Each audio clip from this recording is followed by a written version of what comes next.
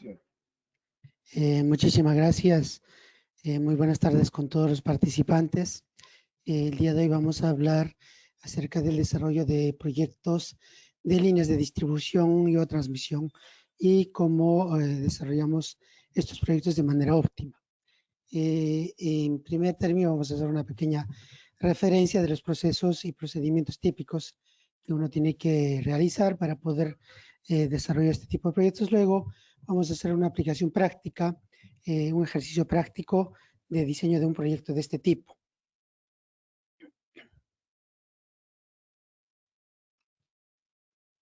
Bien, bueno, esto se llama pues ingeniería, ¿no? Ingeniería de líneas de distribución y o transmisión. Normalmente el diseño de esto se hace sobre un perfil topográfico, entonces podemos estar hablando de distintos modelos de proyectos que abarcan las diferentes características de las líneas de transmisión. Pueden ser líneas, por ejemplo, en esta imagen tenemos líneas con el modelo de fase independiente, las líneas típicas, torres de transmisión. Esta línea, por ejemplo, es 220 kilovoltios. Acá tenemos una línea en 60 kilovoltios, una línea de distribución 23 kilovoltios y acá a la derecha una imagen clásica de una línea ecológica o red compacta que puede ser en 13.2, 34.5 y ya existen proyectos incluso de hasta 115 kilovoltios en red compacta. Hemos visto varios casos de proyectos de red compacta en Colombia, sobre todo en 34.5 para las redes de media tensión. Estos tipos de proyectos pueden desarrollarse con distintos materiales, así como podemos ver en las imágenes, ¿no? Podrían ser postes de concreto, sección circular o sección rectangular, postes de madera. Los modelos geométricos van a depender de la normativa que se defina en cada empresa eléctrica o en cada país. De hecho, en Colombia tenemos normativas para cada empresa eléctrica, por ejemplo, Electrohuila, Electricaribe, Codensa, Enel. Bueno, la mayoría son referencias de IPCE, pero esos modelos están estandarizados sobre todo para líneas de distribución. O sea, estamos hablando de la disposición geométrica. Entonces, cuando tenemos que hacer un proyecto, primero tenemos que saber dónde estamos haciendo el proyecto, para quién, y en función de ello tendremos que utilizar los modelos estandarizados si es que existen de estructuras para ese cliente. Si no existen modelos estandarizados, nosotros tenemos que definir el modelo geométrico que más nos conviene para el proyecto que estamos desarrollando y seguramente ahí tenemos que aplicar mucho nuestra experiencia y referencias de otros proyectos similares. Estas son otras imágenes de materiales típicos, torres de celosía que principalmente aplicamos para líneas de transmisión, 60 kilovoltios para arriba, 60, 138, 220, 500 kV, postes metálicos, tubulares o de 12 lados. Generalmente se utilizan este tipo de estructuras para líneas de transmisión cuando no tenemos espacios suficientes, ¿no?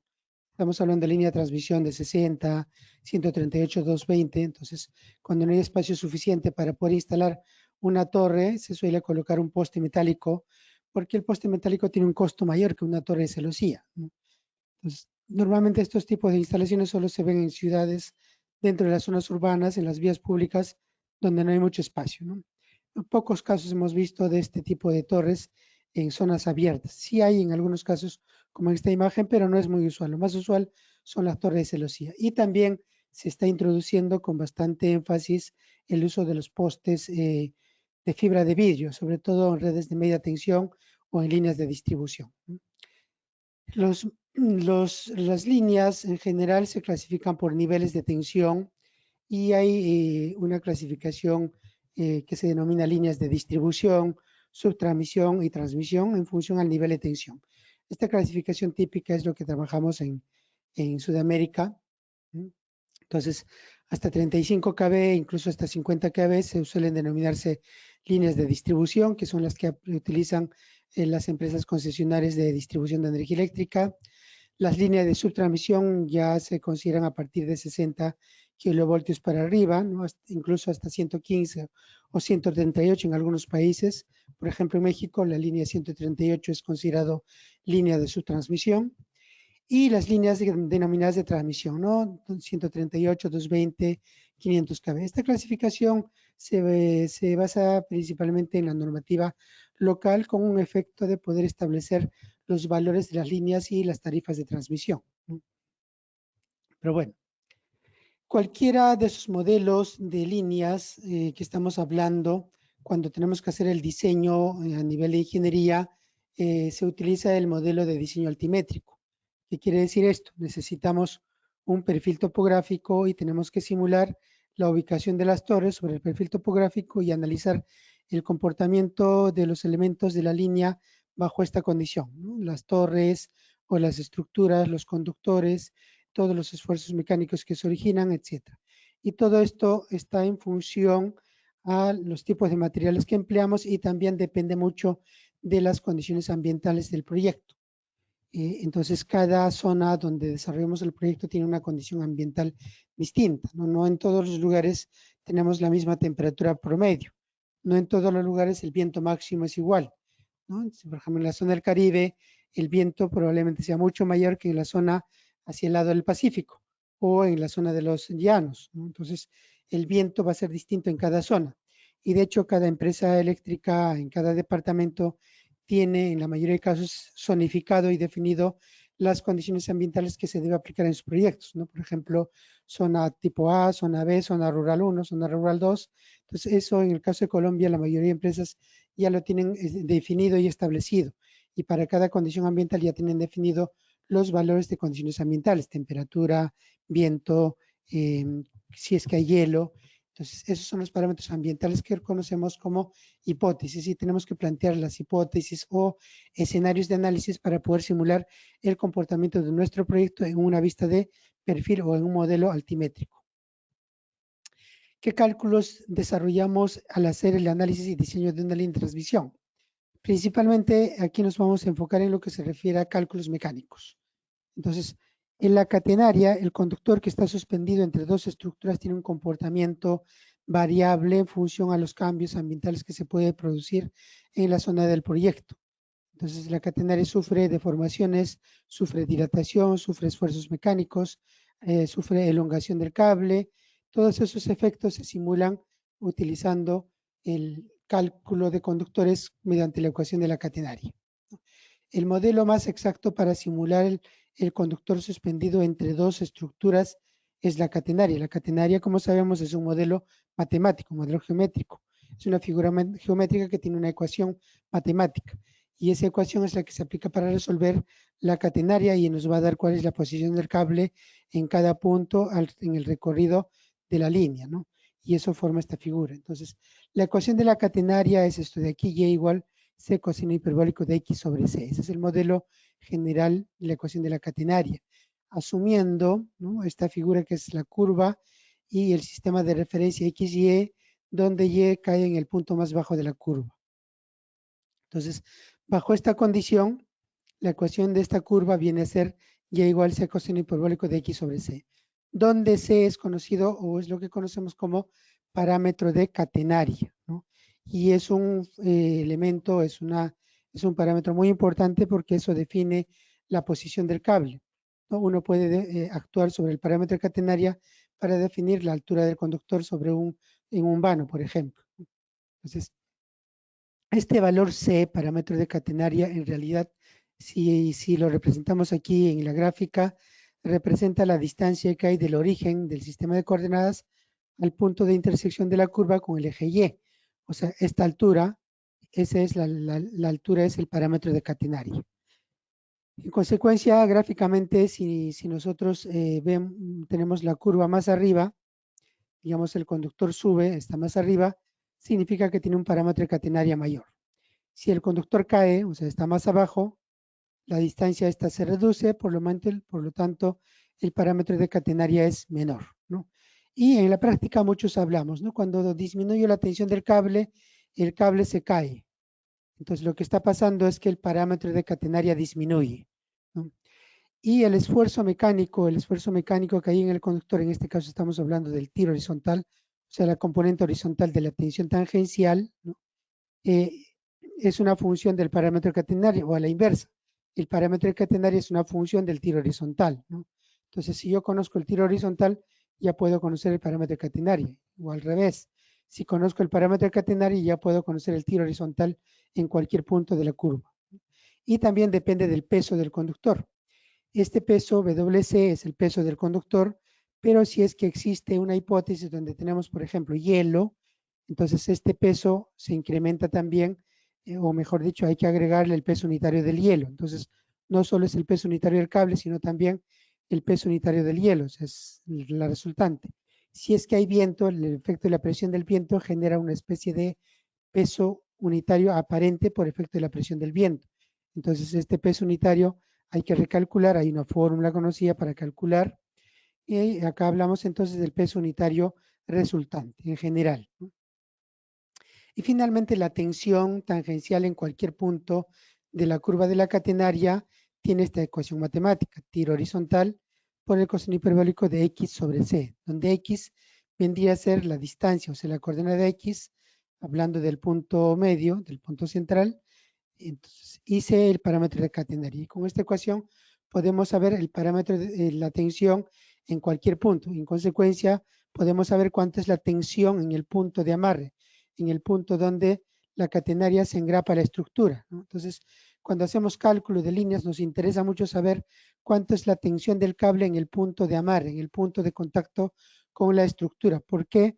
Porque esa tensión se va a transmitir directamente a la estructura y tenemos que calcular si es que esta estructura va a soportar esa tensión mecánica. Entonces es uno de los primeros efectos del cambio de las tensiones mecánicas en los conductores, ¿no? Entonces, esto ya es un modelo un poquito más real donde tenemos un perfil topográfico y aquí están las estructuras, ¿no? Y aquí está el sistema XY relativo. Entonces cada vano, porque en un proyecto vamos a tener muchos vanos, cada vano tiene un sistema de referencia relativo.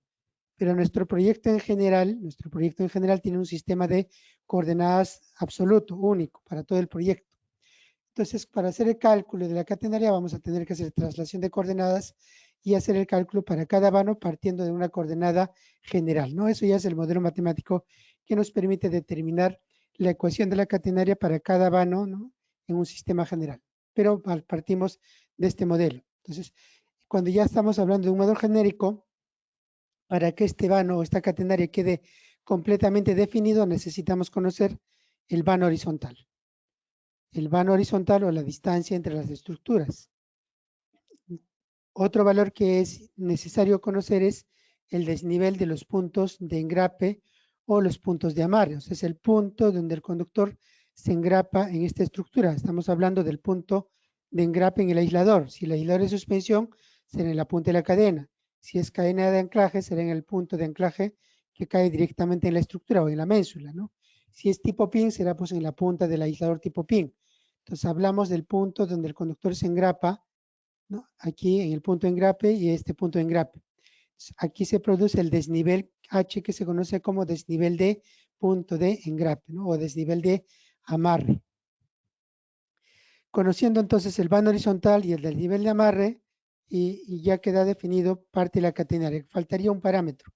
El tercer elemento para saber exactamente esta figura o para tener perfectamente definido esta curva es precisamente el parámetro de catenaria, o sea, la altura a la que se encuentra el cable en el punto más bajo de la curva respecto al sistema de referencia XY, que en este caso ya resulta ser imaginario o referencial, ¿no?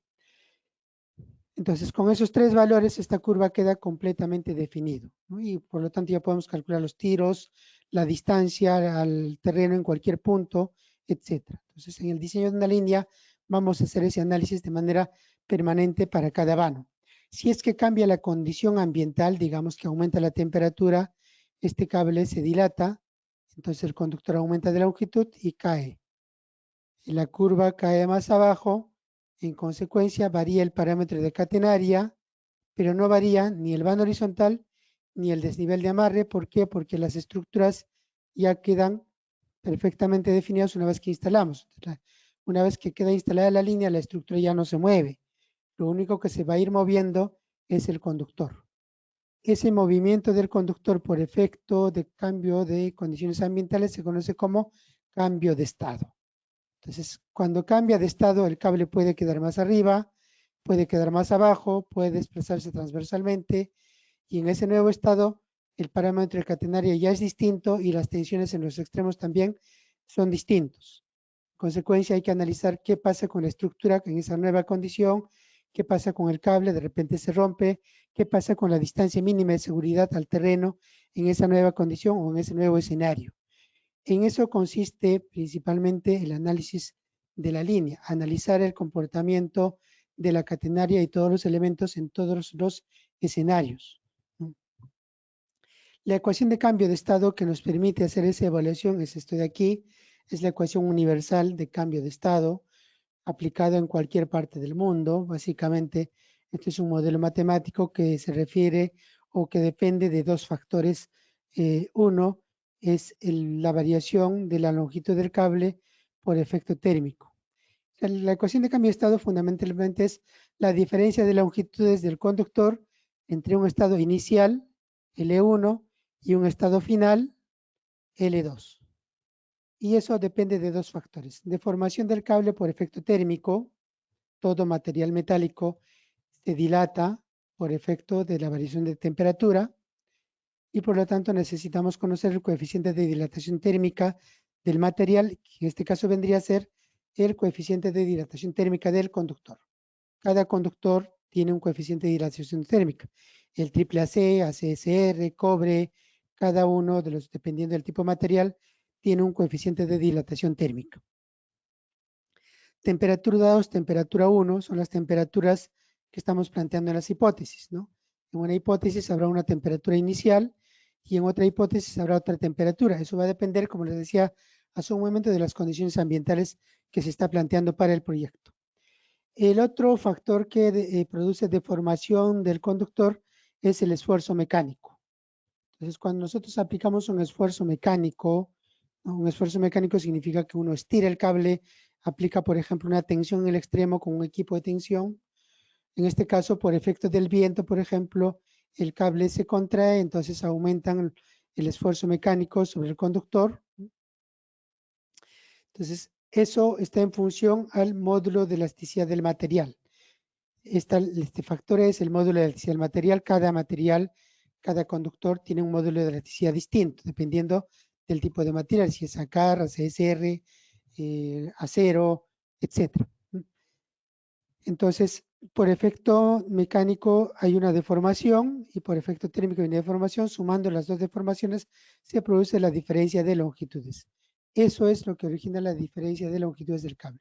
Desarrollar esta ecuación, si es que desarrollamos esto reemplazando valores con las funciones de la tensión y las ecuaciones, esto se vuelve un poco complejo y la solución es resolver la ecuación mediante métodos numéricos. Hay soluciones aproximadas, ¿no? Por ejemplo, cuando hacen cálculo mecánico de conductores con una hoja de Excel, lo que hacen es resolver esta ecuación, pero para un modelo aproximado, no es el modelo exacto. Entonces utilizan el modelo de la ecuación parabólica, por ejemplo, que vendría a ser esta ecuación, si lo descomponemos en una serie de Taylor, entonces tendríamos el primer y segundo componente, que vendría a ser la ecuación cuadrática, vendría a ser la ecuación de la parábola. Y si utilizamos hasta el tercer orden, hasta el tercer grado, tendríamos la ecuación de tercer orden, que es lo que conocemos como la ecuación de Truxell, que es un modelo un poco más preciso, pero sigue siendo un modelo aproximado. Entonces, en las hojas de Excel mayormente utilizan el modelo parabólico o la ecuación de Truxell de tercer orden y lo resuelven con algún método en Excel, ¿no? Pero si queremos hacer un cálculo mucho más exacto, tenemos que utilizar todas las componentes. Entonces, eso ya amerita resolverlo mediante métodos numéricos aplicando software. Y eso es lo que hacemos en este caso cuando hacemos diseño de líneas, ¿no? ¿Qué otro cálculo tenemos que hacer aparte del cálculo mecánico del conductor y análisis de la catenaria? Bueno, el comportamiento mecánico de los conductores y el cambio de la posición del cable origina otros efectos. Por ejemplo, acá tenemos una línea. Entonces, esta es la curva de la catenaria que se produce en una línea, ¿no? Y cuando hay viento, este conductor se podría desplazar hacia otra posición, ¿cierto? Podría desplazarse eventualmente a otra posición y podría originar que este vano y este vano se acerquen a medio vano, se van acercando. Entonces, cuando hay un límite de acercamiento de conductores a medio vano, y es que el límite se reduce por debajo de la distancia mínima de seguridad establecida o cálculo requerido para el nivel de tensión, lo que va a producir es una inducción entre fases y la línea sale de servicio, ¿no? Entonces, eso suele pasar. En otros casos, suele pasar que la fase superior se dilata y se acerca a la fase inferior. Entonces, hay un acercamiento de conductores a medio vano principalmente y produce inducción, sale la línea. Sobre todo, por ejemplo, cuando hay hielo, en condiciones de hielo puede ser que una fase tenga hielo y cuando se suelta el hielo se produce el efecto galloping, entonces se produce acercamiento del conductor a la otra fase y sale de la línea, ¿no? Entonces, hay unas fórmulas, hay normas técnicas que establecen las ecuaciones para calcular la distancia mínima de seguridad que necesitamos entre conductores a medio vano. Puede ser distancia horizontal o distancia vertical. Hay una norma europea, la BDE, que es la más conocida, la IEC, la norma americana NESC, la REA. Entonces, esos modelos matemáticos o normalizados se aplican en diseño de líneas para poder hacer ese análisis. Ese cálculo lo podemos hacer también en Excel, pero como la ecuación de la catenaria varía y va cambiando en todo momento, o el conductor va cambiando, hacer ese cálculo manualmente es muy tedioso, muy complejo. Entonces, mediante software podemos simular eso en todo momento, en todo instante, para cada condición ambiental. Otro cálculo que es muy importante es el análisis y el cálculo mecánico de estructuras. Cuando ya estamos hablando de estas estructuras, en cada punto de engrape existe una carga mecánica que se produce por los esfuerzos mecánicos debido a la presencia del conductor. Entonces, esas cargas mecánicas se pueden representar más o menos así: carga transversal, carga longitudinal y carga vertical. Esto es el diagrama de cargas. En toda estructura va a existir estas componentes. Cada valor va a ir variando, obviamente, de acuerdo a la condición ambiental en la que estamos simulando. Van a haber condiciones más críticas, evidentemente. Entonces, por ejemplo, para la carga transversal hay una condición más crítica que es la condición de viento. Entonces, la carga transversal generalmente resulta ser máxima cuando hacemos evaluación en la condición de máximo viento. La carga longitudinal también resulta ser máximo en alguna hipótesis. Podría ser en la condición de mínima temperatura o podría ser en la condición de máximo viento. Generalmente en las condiciones de carga, como se suele denominar. Y la carga vertical también tiene pues un peso. La carga vertical fundamentalmente es el peso del conductor, pero si es que hay hielo también aumenta su carga, ¿no? Entonces, estas tres componentes existen en la estructura y lo que nos toca en un diseño de línea es analizar el comportamiento de la estructura para estos escenarios, ¿no? Y ver si es que la estructura soporta las cargas que se están produciendo por efecto de la presencia de los conductores, aunado a las condiciones ambientales que se han planteado para nuestro proyecto. En una estructura en particular, por ejemplo, si hacemos una evaluación de carga transversal, vamos a tener este diagrama de carga. Esta T es la carga debido a la tensión del cable, más la carga debido al viento sobre el conductor, más la carga transversal debido al viento sobre los aisladores, ¿no? Entonces, esta es la ecuación básica para calcular la carga transversal. A esto, además, hay que tomar en cuenta que el poste tiene una superficie y va a actuar el viento. Entonces, hay una fuerza del viento sobre el poste. Todas estas cargas se suman vectorialmente y se calcula la carga en punta y luego se verifica si es que el poste soporta esa carga resultante. Eso es, en resumen, el cálculo mecánico de estructuras. Entonces, tenemos que analizar eso en todos los escenarios de nuestro proyecto. Obviamente, hacer ese cálculo en una hoja Excel también es muy complicado, es muy tedioso, pero con un software eso lo podemos hacer de manera automática y analizarlo también en todas las condiciones ambientales. Bien, entonces, ¿qué necesitamos para hacer un proyecto de línea de transmisión? Primero necesitamos topografía, datos del terreno, topografía, que puede ser en coordenadas X y Z, coordenadas UTM, XZ, o sea, perfil topográfico, pueden ser archivos GPX que obtenemos de un GPS. Las coordenadas X y Z se obtienen de una estación total, un GPS diferencial, de un sistema LIDAR, ¿no? Entonces, de cualquiera de esas herramientas se puede obtener las coordenadas X y Z o coordenadas UTM de los puntos topográficos de la nube de puntos en el recorrido las líneas, ¿no? Podrían ser también coordenadas angulares, ¿no? Latitud o longitud, que generalmente esos se obtienen con los archivos KLM o KML, que son del Google Earth, ¿no? O podrían ser también las GPS diferenciales o el sistema LIDAR también te puede entregar coordenadas angulares, latitud, longitud, ¿no?, de cada punto topográfico en el globo terrestre. Entonces, esto es un Ingeniero dato de Walter, entrada tenemos que vamos a preguntas. obtener. Bueno, Vamos a darle paso al ingeniero José Armando Pérez, si tiene una inquietud.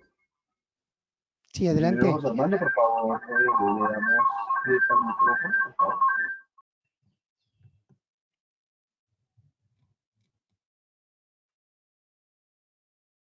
Ingeniero José Armando.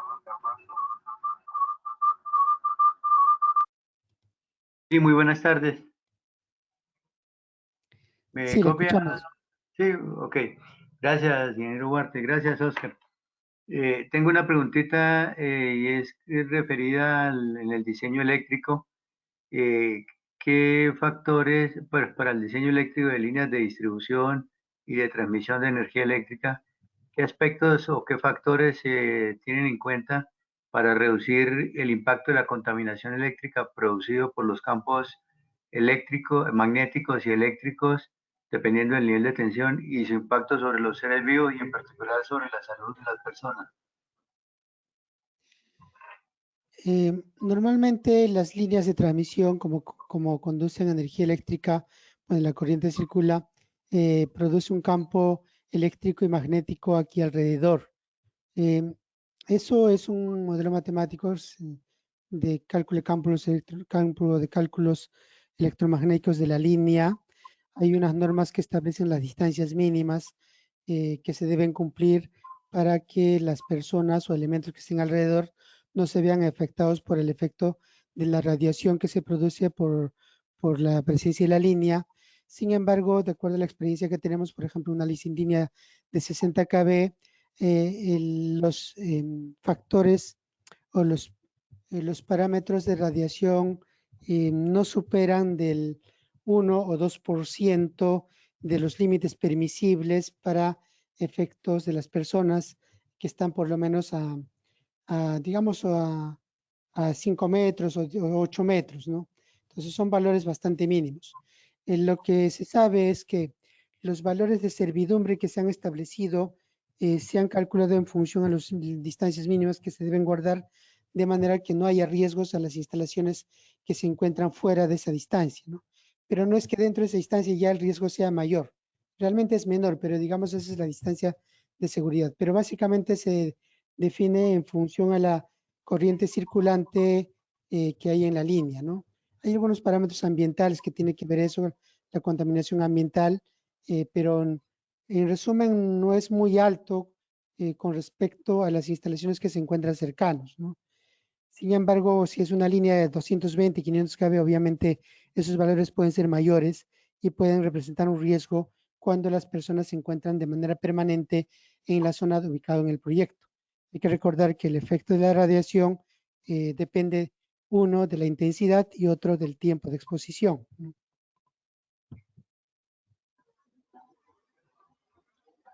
Sí, el tema es la discrepancia que hay entre las recomendaciones de los diseñadores, eh, que algunos hablan de militeslas, y las recomendaciones de los biomédicos bioenergéticos, que ellos hablan de miligaus. Entonces, no ha habido como una convergencia, sin embargo, cada día se construyen más líneas en territorios más poblados o las líneas que atraviesan áreas deprimidas y que terminan con construcciones debajo de las torres o en el área de servidumbre de la línea. Sí, creo que la discusión va a seguir, pero lo que se basan mayormente los ingenieros es en la experiencia, ¿no?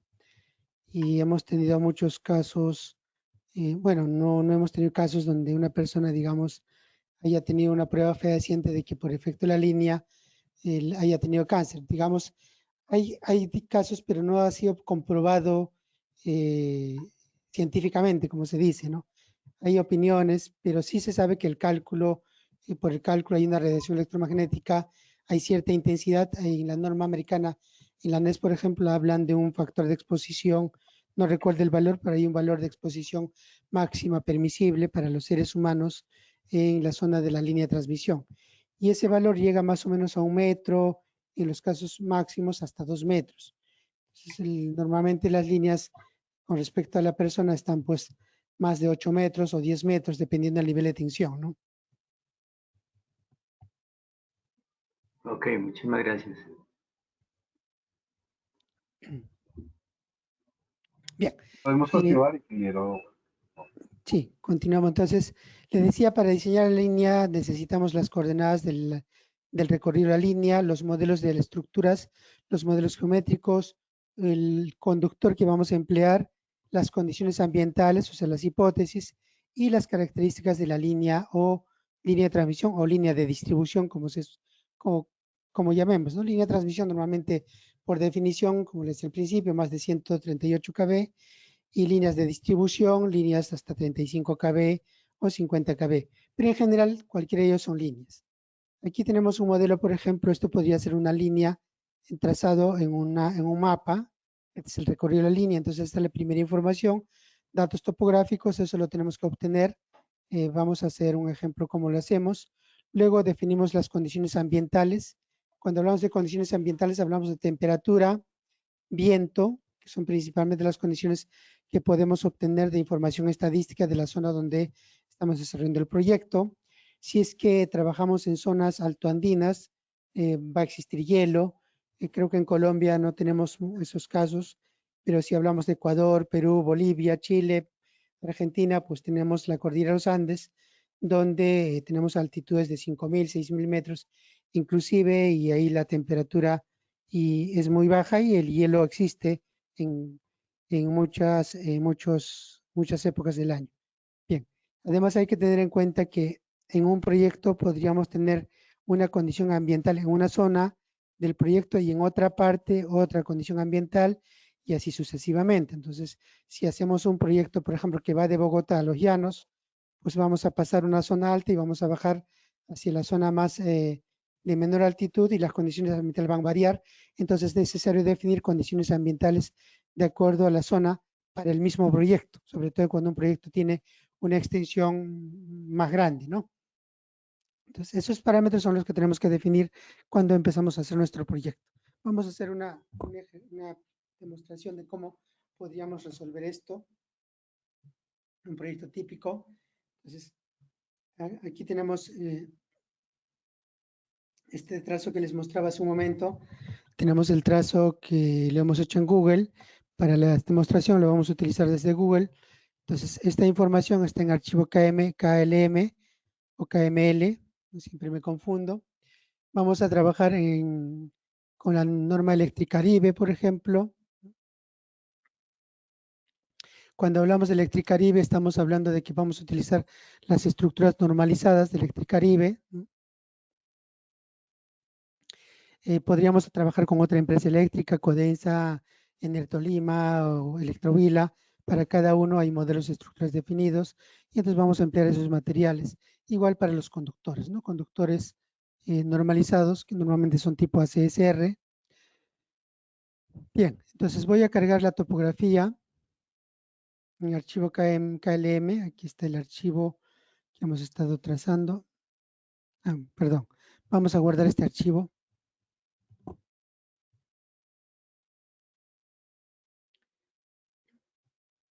Vamos a guardar esto de manera rápida.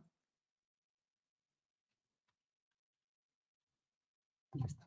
Archivo KML, listo. Entonces vamos a cargar ese archivo con el software, perdón. Aquí está.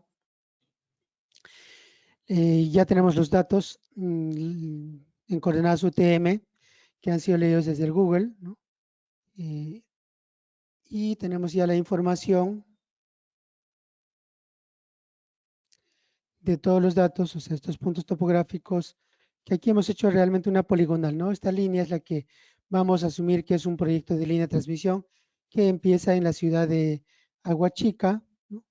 Y va a llegar más o menos hasta esta zona, acá a Bitter 5 o Juncal Aguachica. Vamos a suponer que es un proyecto. Eso es lo que hemos cargado. Aquí está el proyecto de línea. Vamos a convertir esto en un proyecto de línea de transmisión. ¿Ok? Y hasta tenemos el eje de la línea. Hay otras rutas e información que hemos obtenido de campo, pero nos interesa a nosotros este eje principal. Y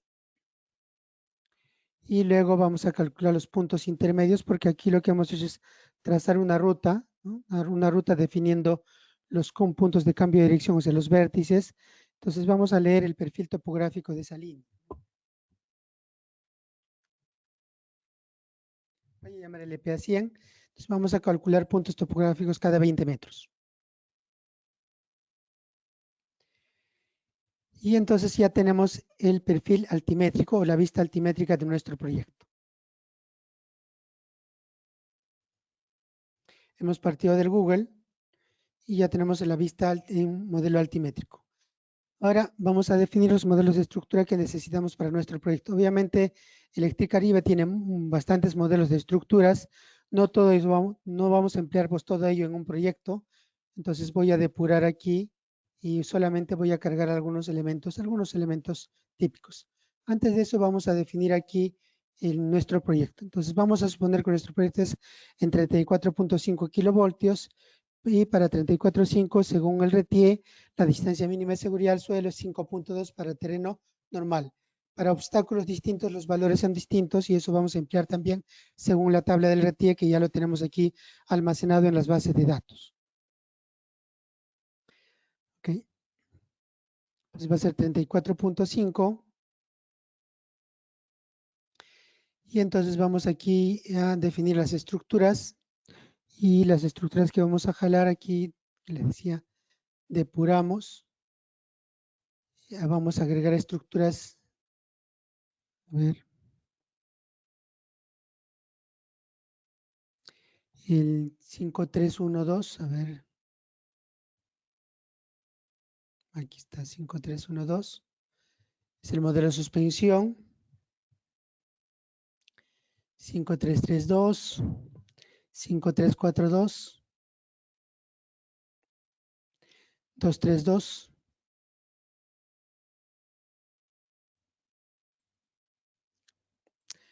4312. Ya está. He cargado los modelos típicos de estructuras suspensión, ángulo pequeño, ángulo mediano, terminal y retención, ¿no? Que son los modelos típicos de estructuras de Electricaribe. Ya está. El conductor, igual acá hay una lista de conductores bastante amplio. Entonces vamos a emplear un conductor, como es una línea de distribución, vamos a emplear, por ejemplo, un conductor de sección 62, el ACSR10, ¿okay? El 10. Entonces voy a borrar todo esto y voy a agregar solamente el ACSR10. Ahí está, para mi proyecto. Listo. Mi proyecto lo vamos a desarrollar con soportes de concreto. Entonces voy a depurar aquí y agregar postes de concreto armado. Concreto, poste de hormigón, digamos de 12 metros, de 735 y 12 metros de 1030, ¿no? Para las estructuras de retención. Entonces vamos a usar esto ligero para suspensión y esta estructura más pesada para los puntos de retención y ángulos, que es lo que normalmente hacemos, ¿no? Eso es lo que desarrollamos cuando hacemos un proyecto de línea, ¿no? Usar postes más robustos y para los anclajes y terminales y los más sencillos para los intermedios. Ya está. Entonces ahora nos toca definir las condiciones ambientales. Entonces aquí tenemos, vamos a trabajar con un solo sector. Hipótesis 1, acá tendríamos que definir la temperatura, la velocidad del viento, las condiciones ambientales para el proyecto. Para efectos de este proyecto voy a asumir, ¿no?, que la temperatura media ambiente es 25 grados y no hay viento en la condición inicial y le vamos a aplicar un esfuerzo inicial de tendido al conductor de 18%. ¿Okay?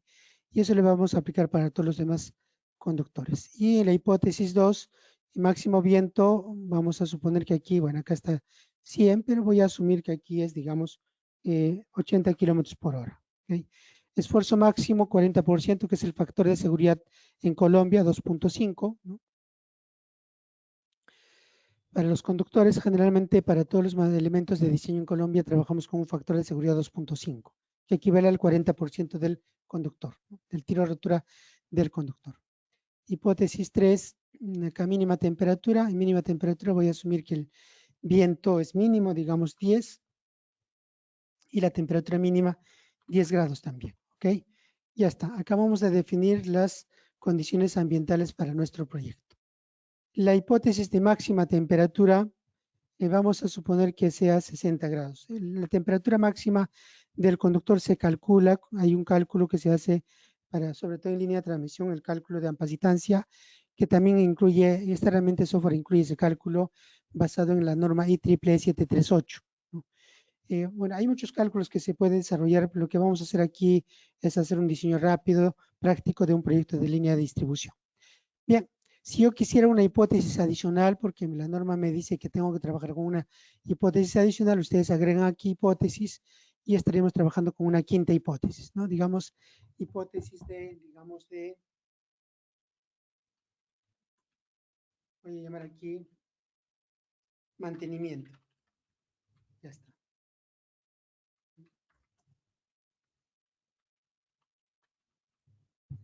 Lo que hay que definir cuáles son las condiciones ambientales que sería para esa hipótesis. Puede haber hipótesis de oscilación de cadena, hipótesis de viento medio. Ustedes pueden definir las hipótesis como prefieran. Bueno, en este caso voy a colocar temperatura para la condición de mantenimiento, digamos 20 grados, viento 0, ¿no? Y factor de seguridad 40% como en los otros casos. Ya está. Hemos definido las hipótesis. Y ahora sí vamos a la fase de diseño. En nuestro diseño vamos a asumir que nuestro proyecto es trifásico. Podría ser con un cable de guarda o podría ser sin cable de guarda. Por ejemplo, voy a poner aquí con un cable de guarda. Aquí en nuestra configuración general tenemos que definir entonces un cable de guarda, sistema trifásico. Ya está. Cable de guarda. Y la estructura que vamos a emplear por defecto va a ser una estructura tipo suspensión, que vendría a ser la 232, que es el modelo clásico de estructura pasante. A ver, déjenme verificar un segundito, el 232 aquí en las bases de datos de estructuras.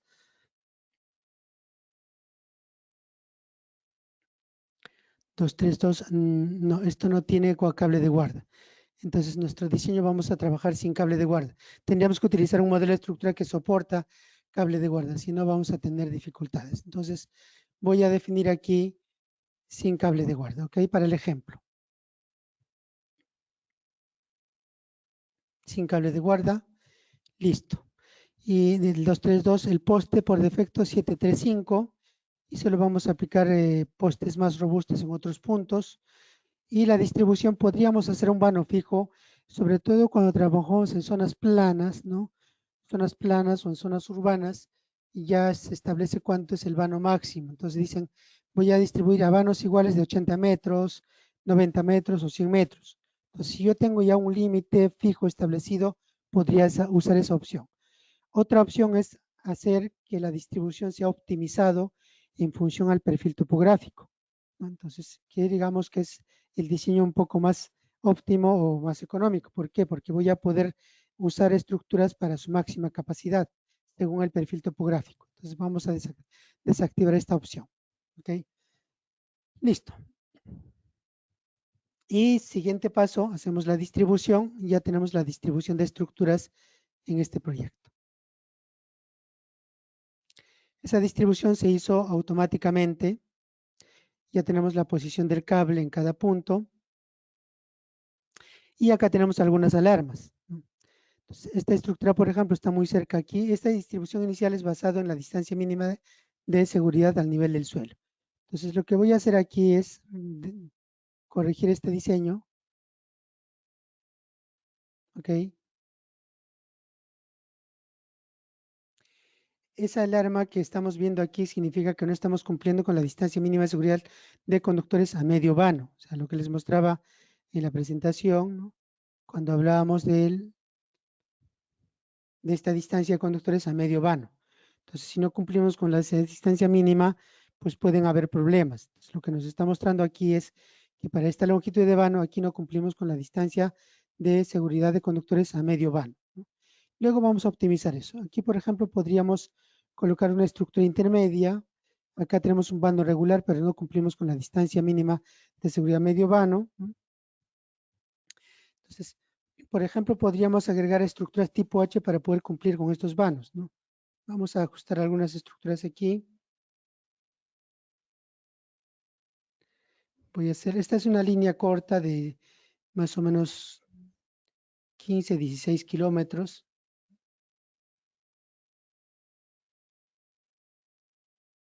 Bien. ¿Cómo optimizamos el diseño? Primero, vamos a ir acá a la opción redefinir y definir qué tipo de estructura debemos colocar. Entonces, en los terminales vamos a utilizar la estructura 5311, 5312, perdón, 5312.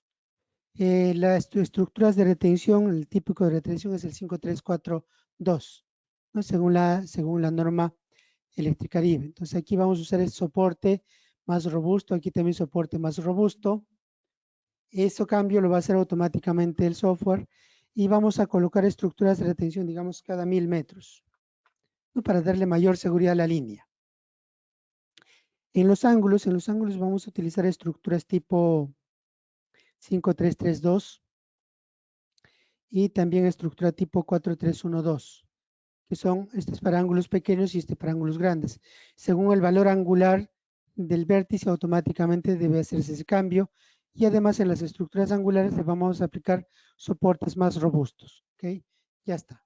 Entonces, aplicando eso, ya se hizo el cambio. Acá tenemos algunos puntos donde, a ver, 5332, que es lo que pasa, es que aquí alguna estructura.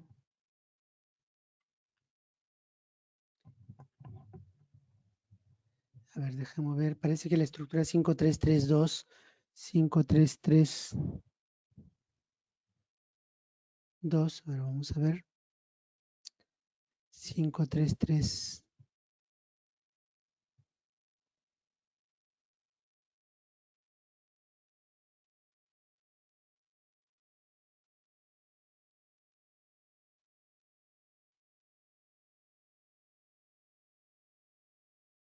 Sí, está bien. Y el 543, 4312, 4312, un momentito por favor. Sí, está bien, son 3 coordenadas, está bien.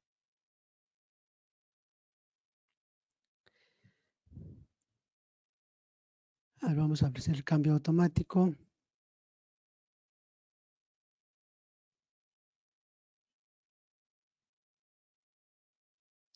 Aquí está bien, ya el problema que me está produciendo son con las estructuras de anclaje. 5342, ahora vamos a la 5342. 5342.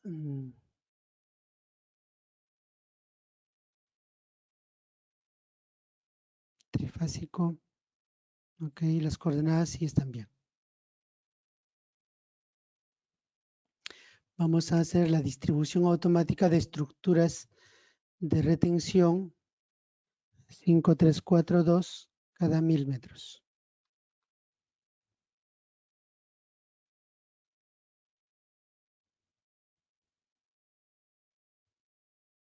Ok.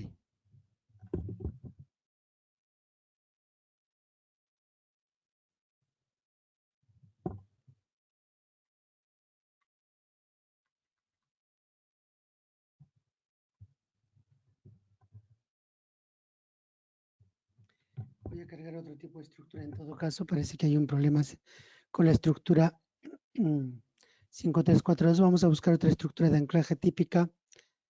342.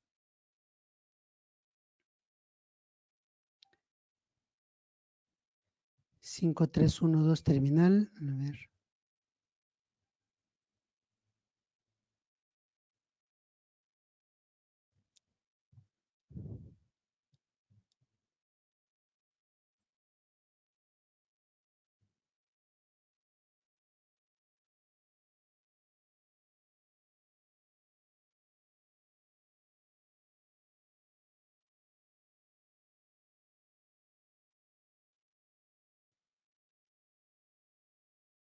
Vamos a poner este 3342.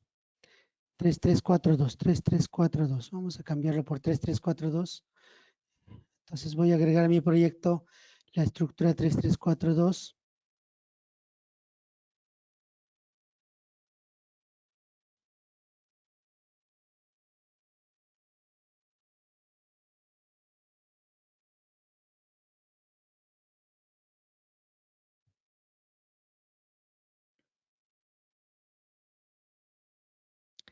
En la estructura 5332.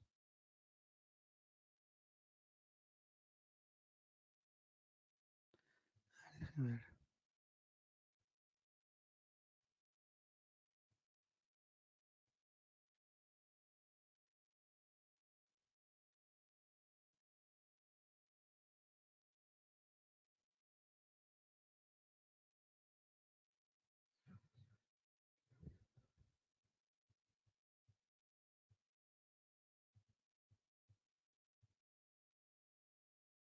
Ya está. Entonces tenemos aquí nuestro proyecto de una línea de distribución. Aquí aparentemente tenemos problemas de distancia mínima de seguridad. Aquí voy a cambiar la estructura por tipo 232. Ok. Acá tenemos problema de distancia mínima de seguridad medio vano entre conductores. Entonces, una alternativa podría ser colocar aquí una estructura intermedia. Con eso vamos resolviendo el problema y definiendo hasta qué punto. Lo que pasa es que esta estructura es tipo horizontal. Voy a cargar una estructura distinta al proyecto. Acá tenemos estructuras tipo de otra, por ejemplo, de IPC, tipo anclaje. Voy a colocar estructuras tipo o electrovil, a ver.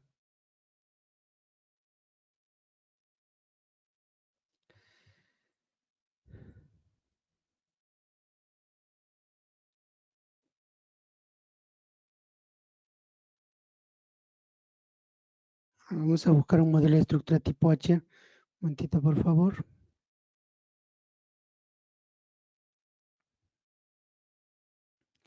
El RH 230.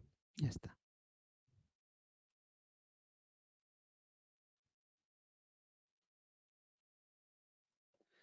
Voy a cargar esa estructura para resolver esto de una vez. A ver, estructura. Vamos a cargar aquí una estructura de una base de datos de Electrovila.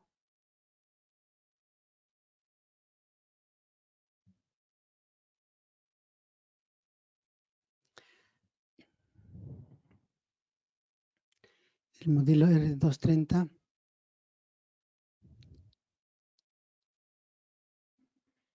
RH230.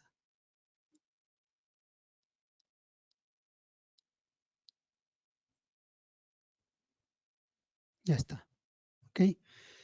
Entonces voy a cambiar aquí rápidamente mis estructuras.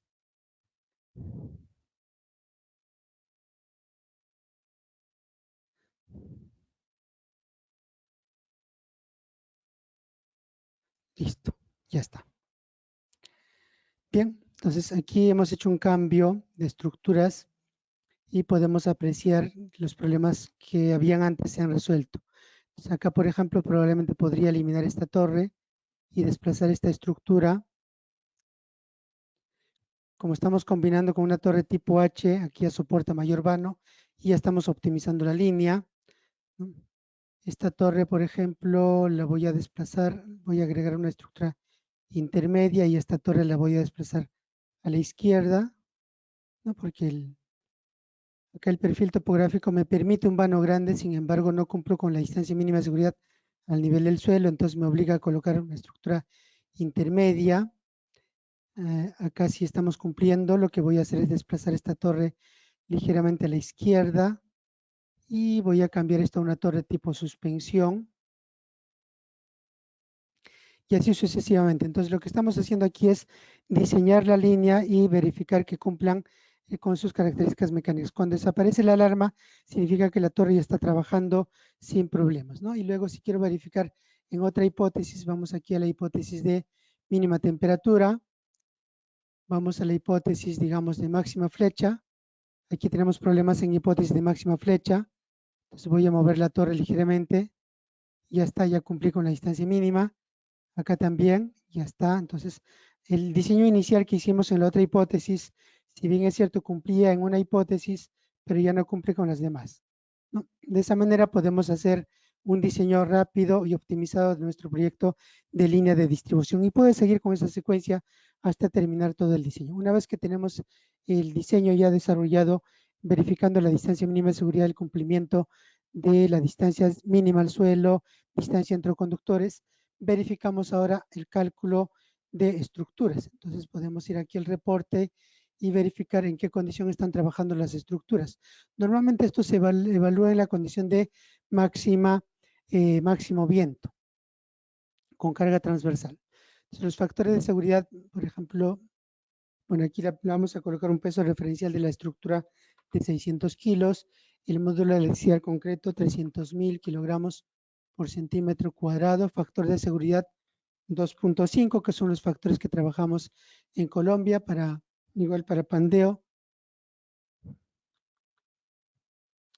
De flexión, 6%, carga de rotura de cable retenida, 2.5, y el ángulo de la retenida con respecto a las estructuras, valor típico, digamos 40 grados, y la distancia de aplicación de la retenida de la punta del poste, 1 metro, y el factor de seguridad del cable, 2.5. Ya está. Con esto podemos verificar que en esta condición de máximo viento, estas estructuras están cumpliendo con el factor de seguridad, ¿no? Factor de seguridad requerido 2.5 y aquí están trabajando a 5, 12, pero acá hay un punto que no cumple. La estructura número 2, ¿no? Está en 1.86. Acá hay otra estructura que no cumple, 2.48. Acá hay otra que no cumple, 2.09. Y así podemos evaluar qué estructuras no están cumpliendo con su factor de seguridad. Vamos a aplicar retenidas. Creo que con el tiempo ya nos ganó, pero vamos a hacer algo rápido para hacer una verificación final. Entonces voy a hacer una distribución automática de retenidas inclinadas para el proyecto, ¿ok? En los terminales, en retención y en los ángulos. Vamos a verificar si esto es suficiente. Si no es suficiente, hay que agregar las estructuras. Eso lo podemos verificar precisamente en este reporte. A ver. Para carga transversal en condición de máximo viento. Ok. Aquí no tenemos problemas. Todas las estructuras ya están cumpliendo con retenida. Ingeniero Walter, tenemos pregunta del ingeniero José Armando. Sí, adelante, por favor. Ingeniero José Armando, ¿podemos habilitar su micrófono, por favor?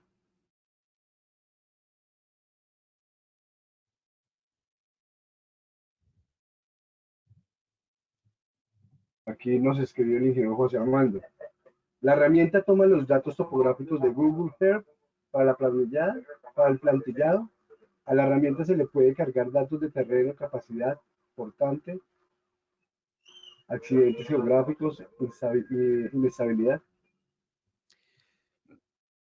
Tiene una opción que permite definir, acá hay una base de datos que permite definir los tipos de terreno. Déjame ver, aquí está, tipo de obstáculos, tipos de terreno, acá está, tipos de terreno. Entonces puedo definir los tipos de terreno, podemos definir los tipos de suelos para las fundaciones, donde hay que definir las características del suelo, ¿no? Y en función a esto, uno en el programa puede también definir qué zonas corresponden al terreno tipo 1 o al tipo 2, al suelo arcilloso o suelo firme, ¿no? Hay formas de definir en el software, de manera que con eso podemos hacer una distribución automática de tipos de fundaciones según el tipo de suelo. También cuenta con una opción donde se puede definir el tipo de suelo por resistividad, ¿no? El software no calcula, no diseña el tipo de puesta a tierra, pero sí permite definir los tipos de suelo con un tipo de resistividad e indicarle qué tipo de puesta a tierra le corresponde a cada tipo de suelo por resistividad, y luego también hace una distribución automática de tipos de puesta a tierra, ¿no? Sí, se ve la velocidad o la disminución del tiempo del plantillado. ¿Qué qué acciones después de que se apruebe el diseño mecánico y luego se haga el diseño? Veo que la herramienta no tiene el módulo del diseño eléctrico. O sea, el diseño eléctrico se hace por otro lado. Esto es una pregunta. O es o si tiene otro módulo que se encarga de hacer el diseño eléctrico.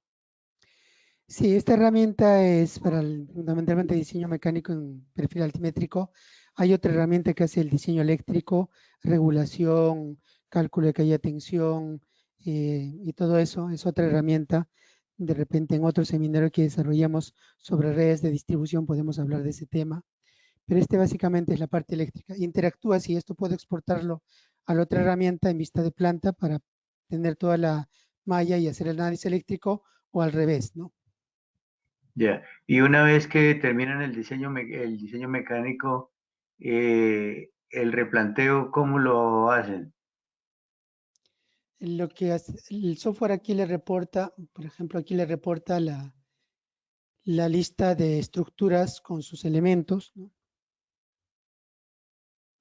Lo amortiguador, tipo de fundación, con seguridad, balizas, los elementos que uno pueda considerar en el proyecto y también le genera el reporte de las coordenadas de las estructuras, ¿no?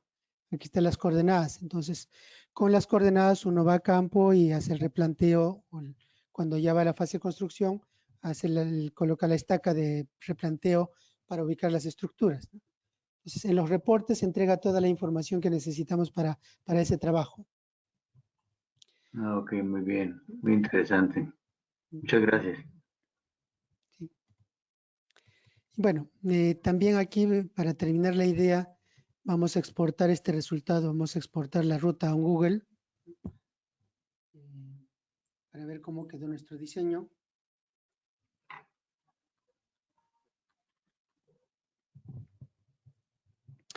Y también aquí, obviamente, además de los reportes, tenemos que entregar los planos. Entonces aquí tenemos los planos del proyecto. Estos planos se exportan a archivo de XF para impresión, pero aquí uno puede definir todas las opciones que uno quiera, que es parte de la información que tiene que entregar, ¿no?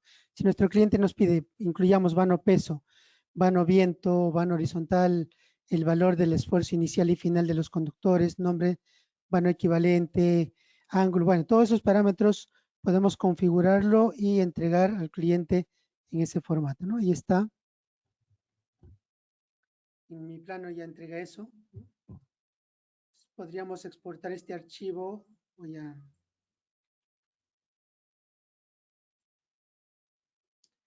Vamos a exportar este archivo. Estas son las salidas finales. Vamos a exportar esto a...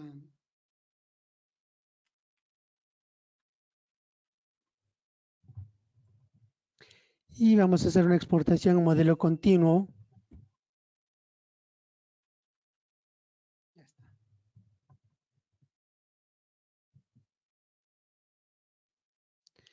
Listo, entonces ya tenemos el resultado final de nuestro proyecto.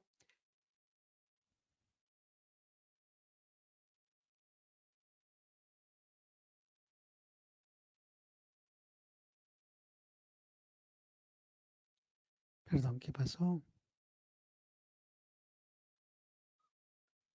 ¿No hemos exportado al Google? Sí. Exporté al Google, sí, exporté al Google. A ver, exportar Google. Proyecto ASIEM, sí está en proyecto ASIEM. A ver, ¿qué pasó?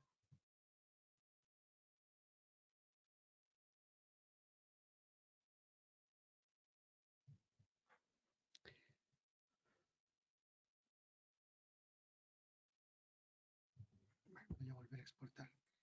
Algo pasó.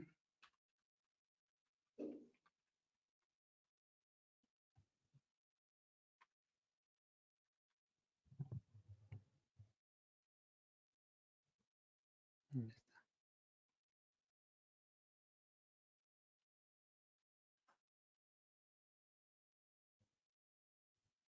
Aquí está.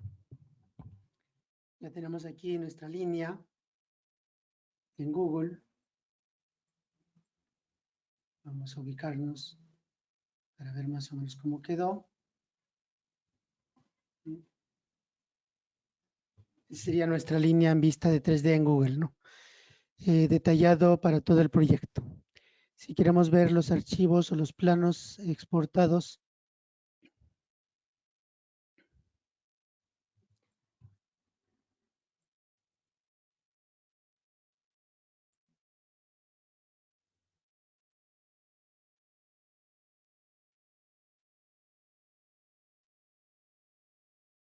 aquí están los modelos que hemos exportado.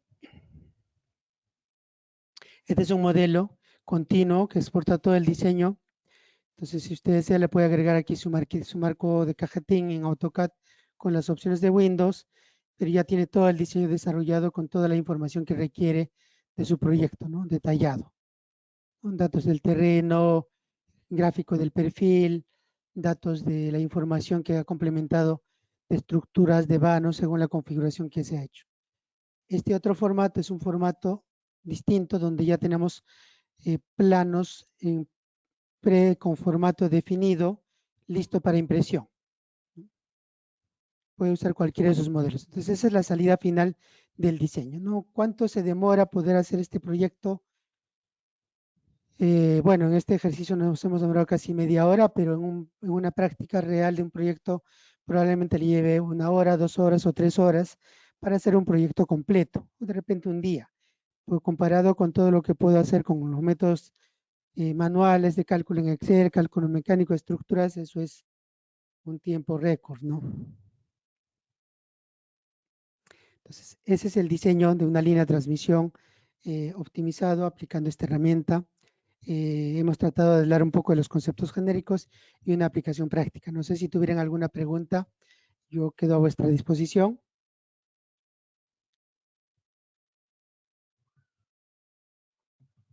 Claro que sí, ingeniero. Aquí tenemos al ingeniero José Armando. Vamos a habilitar el micrófono nuevamente. Ingeniero José Armando, adelante. Sí, tengo una inquietud. ¿La herramienta le ayuda a seleccionar la ruta óptima? Es decir, usted tiene punto de inicio, punto de llegada de la línea, lo escoge los puntos, de los diferentes puntos de acuerdo a la experiencia, o la herramienta le da una ruta óptima. No, uno tiene que definir la ruta, ¿no? En este caso nosotros hemos definido la Y me ruta. queda, sí, sí, tranquilo. Déjame ver qué pasó aquí. Bueno, le voy haciendo la otra pregunta. Con esta herramienta, ¿dónde se quedaron los topógrafos? Pero, vamos a ver, déjame ver. Ay, Por sí lo menos salió. toca enseñarles a manejar la herramienta. No, los topógrafos no van a dejar de trabajar porque lo que hemos hecho aquí para la parte práctica es trazar una ruta aquí en Google. Y lo que hemos hecho es definir nosotros el recorrido. Entonces, lo que ha hecho la herramienta es definir la línea asumiendo que este es el recorrido de este eje, ¿no? Lo que yo puedo hacer es trazar varias rutas, varias alternativas y analizar cuál es la más adecuada. Cuando uno hace factibilidad, hace pues simulación de 2 o 3 alternativas, ¿no?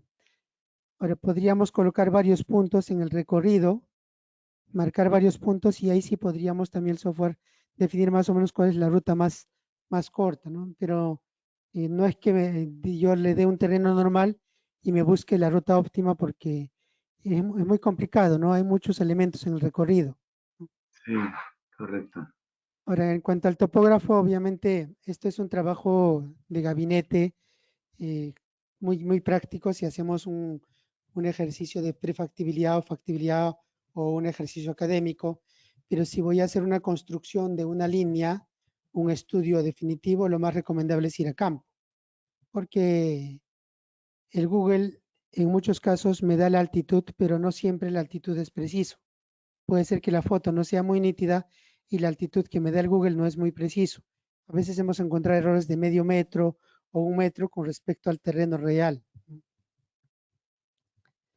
Entonces el topógrafo no va a dejar de trabajar si sobre todo tenemos que trabajar en la fase de montaje con altitudes más precisas, ¿no?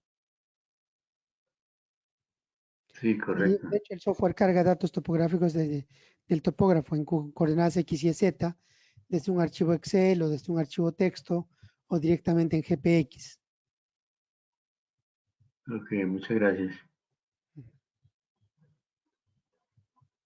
A usted, ingeniero José Armando. Bueno, vamos a ver si tenemos más preguntas. Recuerden simplemente dar clic en la parte superior derecha de sus pantallas, en el icono del micro de la manita.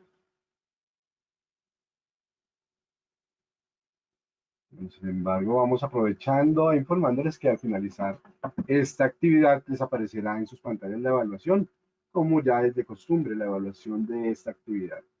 Ingeniero, esta presentación la podemos compartir con los asistentes. Sí, por supuesto, les mandé el PPT, lo tienen, lo pueden compartir con todos, no hay ningún problema.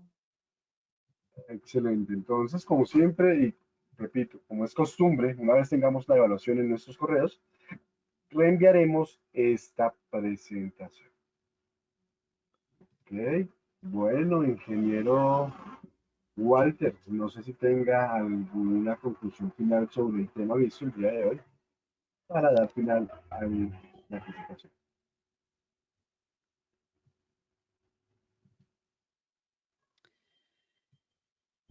Bueno, si no hay más consultas por mi parte, muchísimas gracias por la invitación y muchas gracias a todos por su participación y sobre todo a Cien por la gentileza de habernos invitado para esta presentación. Si hubiera otra oportunidad, con mucho gusto estaremos con ustedes para ver un tema similar u otro tema. Muchas gracias a todos, que se cuiden y hasta pronto.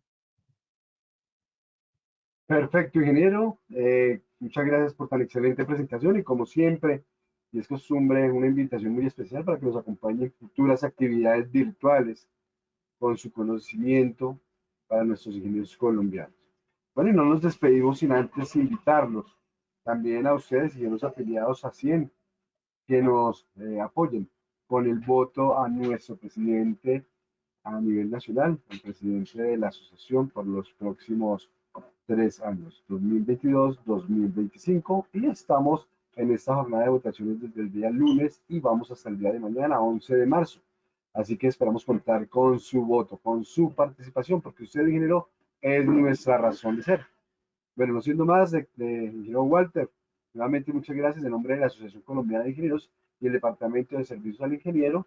Y a ustedes, señores asistentes, recuerden ingresar a www.cien.org y realizar sus inscripciones en las diferentes actividades virtuales creadas para ustedes, ingeniero. Una excelente tarde y hasta una próxima oportunidad.